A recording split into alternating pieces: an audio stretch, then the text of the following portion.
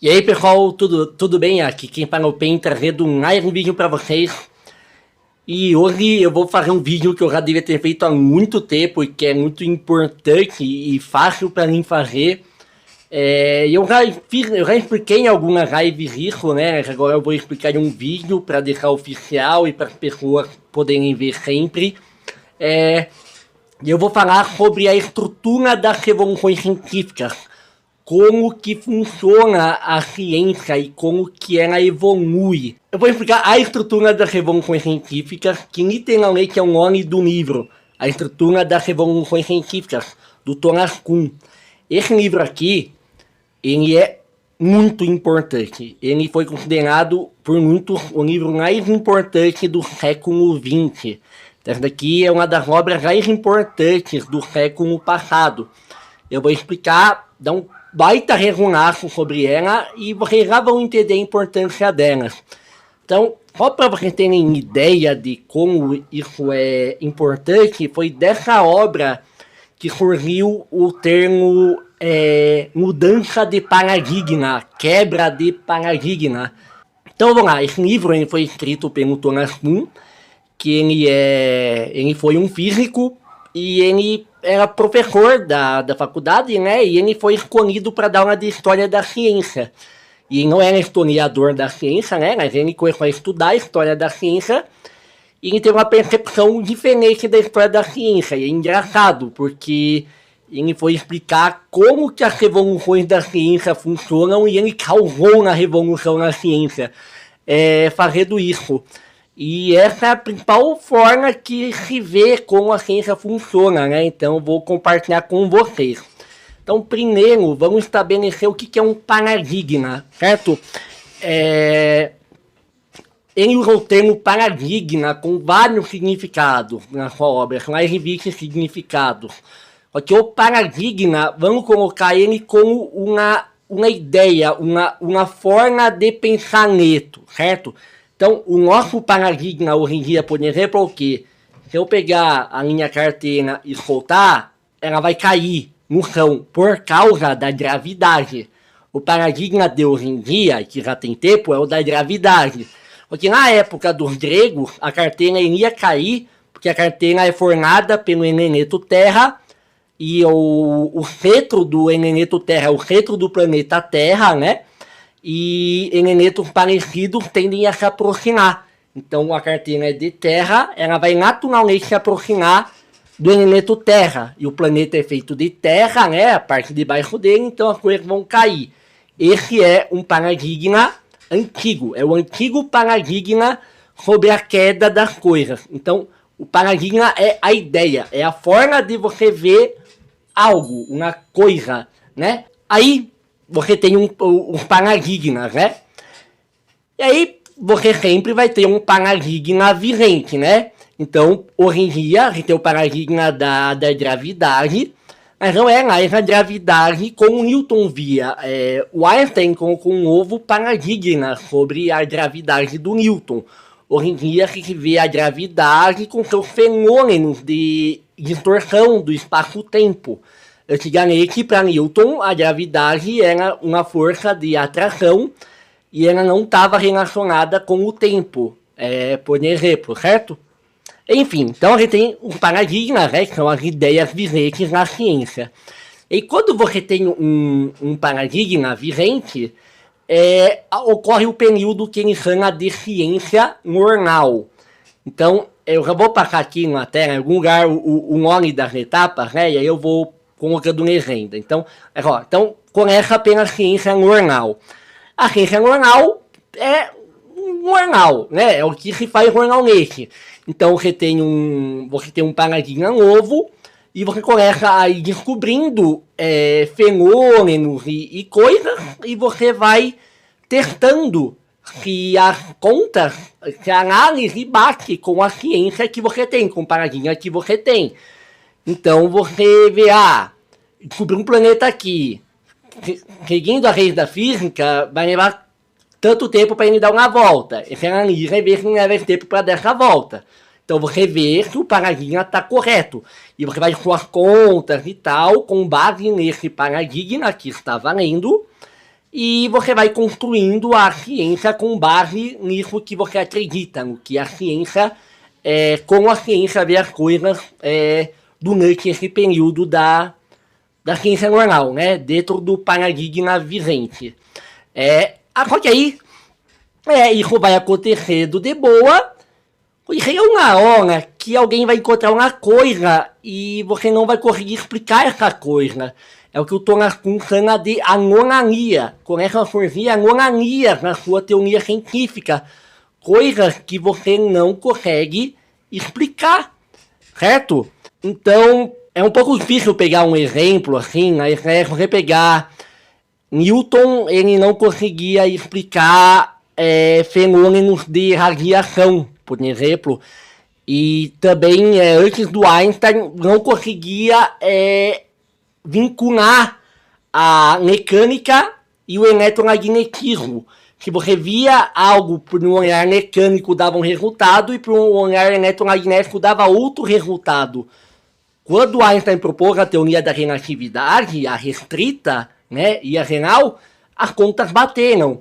Ou seja, você tinha uma anomalia, você tinha algo que o paradigma antigo não explicava.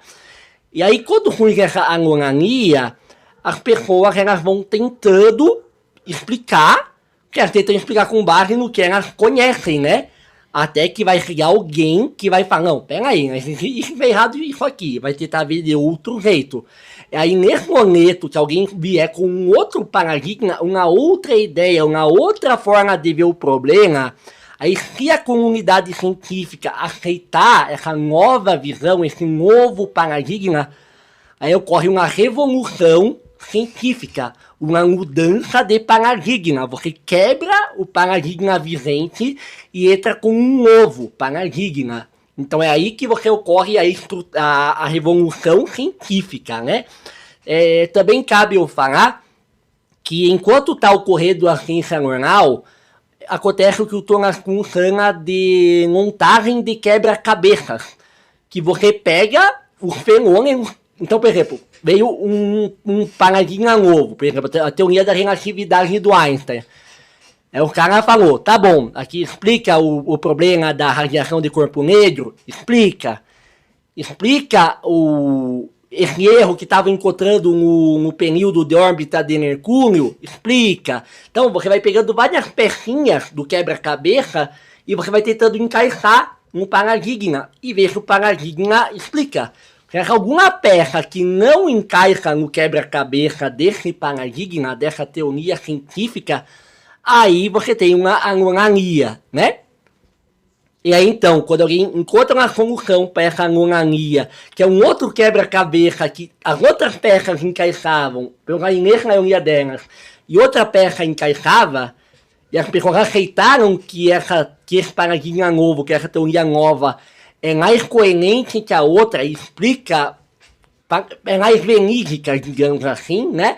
Então, você tem uma revolução e você surge um novo período de ciência.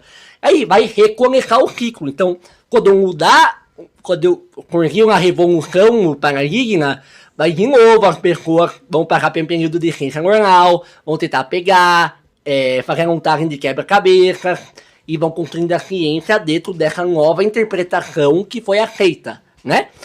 Ok, aí você vai encontrar uma anomalia, e aí vai dar besteira de novo, aí vai vir alguém, vai ter outra revolução, e é assim que vai mudando o pensamento científico. É assim que a gente foi no caso da mecânica, de Aristóteles para Newton, de Newton para Einstein, e de Einstein para a quântica, teoria de campos, dentre outras áreas da física, né? Então agora faltou eu explicar uma coisa importante, que é sobre quem realmente é o responsável por uma revolução científica. Pensem assim, se eu sou um cientista, eu tenho 55 anos de idade, eu estou há 40 anos estudando a teoria de Newton. Vou pegar um cara 30 anos mais velho do que Einstein, na época do Einstein. Pega o Einstein novo, com seus 20 anos de idade, 20 e pouquinho, quando ele começou a desenvolver, né, a teoria da relatividade, e pegam outros cientistas mais velhos. Eles sabiam dos problemas que tinham na teoria de Newton, dentre o eletromagnetismo e tal. Os problemas que tinham na ciência, certo? As anomalias que existiam. Vocês acham que é mais fácil um cara que está 50 anos vendo o mundo daquele jeito e trabalhando e fazendo ciência daquele jeito, dentro daquele paradigma, ou pro cara que é mais jovem, que está há pouco tempo, né, fazendo isso e vendo as coisas assim, para você falar, não, peraí, e pegar em outro jeito do zero. Quem vocês acham que é mais apto de ter uma sacada, né, de sair da caixinha de um paradigma para elaborar outro? Então, realmente, é óbvio, né, que realmente são pessoas mais jovens que conseguem ver as coisas de outro meio e criar um outro paradigma para ter uma revolução. Então, realmente, as revoluções, as teorias científicas, ela vem de cientistas jovens. Então, você pegar lá o Newton começando a desenvolver a gravitação dele com 17, o cálculo também, e tem vários outros exemplos de cientistas muito jovens. Você pegar o Kepler, que descobriu da órbita elíptica dos planetas, foi o primeiro cara a encontrar equações para as órbitas dos planetas. Ele usou as anotações do Kiko, que foi o mentor dele, que era mais velho. E o mentor dele, o Kiko, por muitos anos não conseguiu encontrar uma relação matemática e nem perceber que os dados eles contavam na elipse e não na circunferência perfeita. Que até então se acreditava que os planetas tinham órbitas circulares perfeitas, desde Aristóteles. Eu vou deixar recomendado no final desse vídeo, que está chegando daqui a pouquinho, para vocês verem o vídeo explicando a física, ou a metafísica de Aristóteles, né? E aí agora, então, uma última coisinha que eu vou falar que é importante na obra do Thomas Kuhn, né? A estrutura das revoluções científicas, inclusive essa obra de 1962, certo? É a questão que ele chama de incomensurabilidade de paradigmas. O que é isso? Incomensurabilidade é um termo grego, se eu não me engano, que foi adaptado, né? Mas é a falta de comunicação, a impossibilidade de compreensão em contextos diferentes. Então, se você falar, quando Newton fala gravidade e quando Einstein fala gravidade, são coisas completamente diferentes. E quando você pega, por exemplo, o Franklin falando sobre eletricidade, e o Maxwell falando sobre eletricidade, e o próprio Einstein falando sobre eletricidade, é completamente diferente. Então, você não consegue, meio que, não se comunicam termos iguais em paradigmas diferentes. Se você pegar... por exemplo, eu querer conversar com um idoso que não fez ensino médio sobre a teoria da relatividade, sobre buracos negros. Eu vou usar termos que a pessoa não vai entender, porque ela está em um outro paradigma, ela vê a coisa de uma forma diferente. Ou para pegar um exemplo melhor, talvez, na biologia, que tem muita coisa recente. Se você for falar sobre DNA e RNA, são coisas muito novas, né? Se você pegar alguém muito antigo para começar a falar sobre estrutura de DNA e ribossomos e fitas, a pessoa não vai entender nada. E se ela der uma visão antiga sobre como era definido os fenótipos e genótipos, as características dos seres vivos, você não vai entender. São termos muito diferentes. Na medicina, principalmente, você vê. Se você pegar um curandeiro do século XVII e um médico do século XX, eles falam outra língua. Termos que eles podem usar para cura, vacina, são completamente diferentes. Ou até você pegar termos metafísicos como alma, espírito, e falar com alguém da Idade Média, as mesmas palavras significam coisas diferentes. Então você tem uma incomensurabilidade entre paradigmas. Você tem uma não possibilidade de conversa entre paradigmas diferentes. Você também não pode comparar se tal paradigma é melhor ou pior ou coisa do tipo. Você não tem comparação, porque mesmo sendo coisas iguais de certa forma, são coisas diferentes, são visões de mundo diferentes. E já falando uma coisa extra, né, sobre isso, se você pegar hoje em dia para falar do mais velho, você não consegue ver todo o valor que o mais velho tinha.